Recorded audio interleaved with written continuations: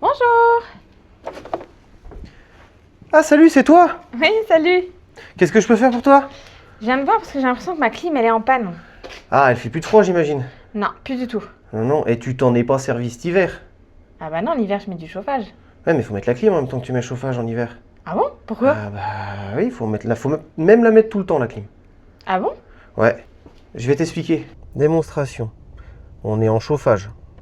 On est en mode éco, donc ça veut dire que la clim est désactivée. Si j'appuie sur ce bouton ici, qui est le désembuage du pare-brise, elle a enlevé le mode éco, donc là la clim tourne, alors qu'on est en chauffage. Vous direz, c'est pas normal. Eh bien si, c'est exactement normal. Et pourquoi? Mais du coup, pourquoi il faut activer la clim pour désembuer le pare-brise? Ben, en fait, la clim, elle va sécher l'air. D'accord. Et ton pare-brise, c'est quoi? C'est de l'humidité qu'il y a dessus. Donc du coup, si tu mets le chauffage et la clim, ça fait de l'air chaud et de l'air sec. C'est idéal pour enlever de l'humidité. Donc voilà pourquoi ça se fait tout seul, même sur cette voiture. D'accord. Et que je vous invite à le faire si votre voiture ne le fait pas tout seul, à activer la clim et vous essayerez chez vous. Et vous verrez que l'humidité du pare-brise partira beaucoup plus vite. Donc, ça explique pour le désembuage du pare-brise. Mais du coup, pourquoi il faut quand même la laisser en permanence allumée, la clim?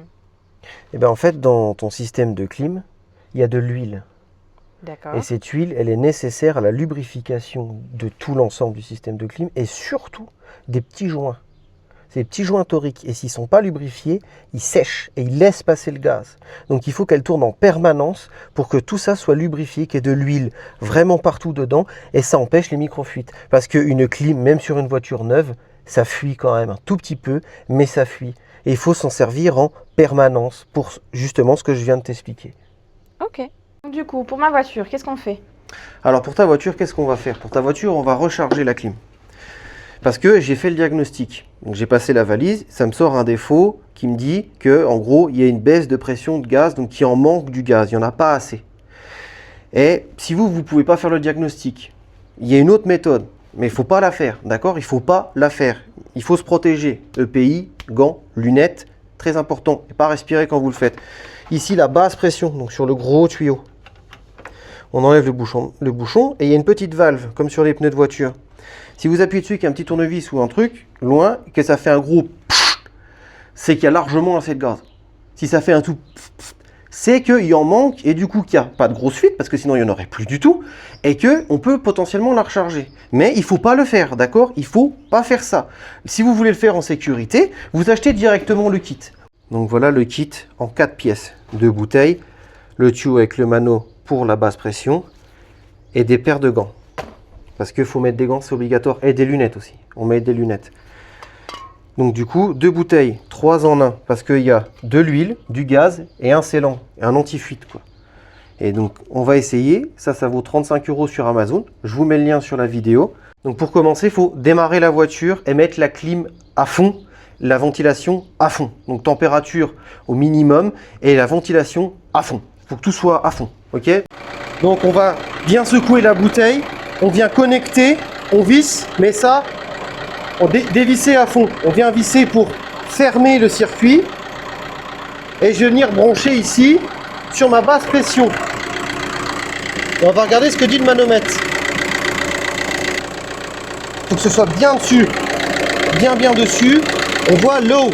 Donc là, je vais injecter du gaz, mais comme ça, pour que le scellant et l'huile gale dedans. Donc je vais ouvrir.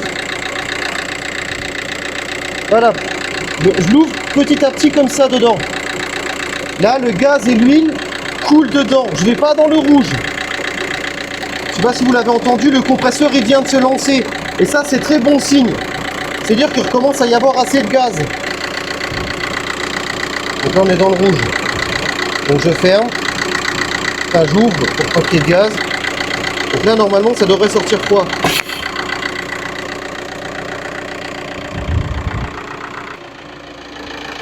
Ah, là, on entend bien que le compresseur il vient de lancer. Donc maintenant, on va regarder si ça souffle de l'air frais. Là, il faut laisser tourner pendant 15 minutes, histoire que tout l'huile, tout ça se mette bien, et on revérifiera la pression après. Donc voilà, comme vous pouvez le constater, ça fait 20 minutes que ça tourne. Là, on est toujours à la limite. Donc ça veut dire qu'on n'a plus de micro-fuite. que le circuit se fait bien et ça fonctionne, c'est bien froid. Et ici, ce tuyau-là, bon, faut faire gaffe, hein, quand ça tourne, là, il y a la courroie qui est juste là. Hein. Vous mettez pas les doigts ici, mais sur le tuyau de la basse pression, il est toujours plus frais que les autres, celui-là. Ce qui veut dire que ça fonctionne bien. Donc on peut tout enlever. Ici, bien ouvert et on peut renlever. On fait attention. Si ça bah, faut refermer. Et voilà, là c'est bon. Et la bombe, il en reste encore la moitié. Et j'en ai encore une autre bombe. Donc en fait, 35 €, ça c'est trop. Faut acheter juste une bombe et le kit là. Je vous mets le lien Amazon, vous regarderez. Et puis voilà, maintenant on a une clim et ça nous a pris 5 minutes quoi. Donc voilà, avec ce kit, j'ai pu remettre du gaz et le défaut s'est effacé. Donc la clim fonctionne, là ça souffle frais. La demoiselle va pouvoir en profiter pleinement pendant ces longues périodes de chaleur parce que maintenant elle a une clim qui marche. Et madame, qu'est-ce que vous faites maintenant? Maintenant, je laisse la clim allumée en permanence, Même en hiver. même en hiver. Voilà, c'est parfait.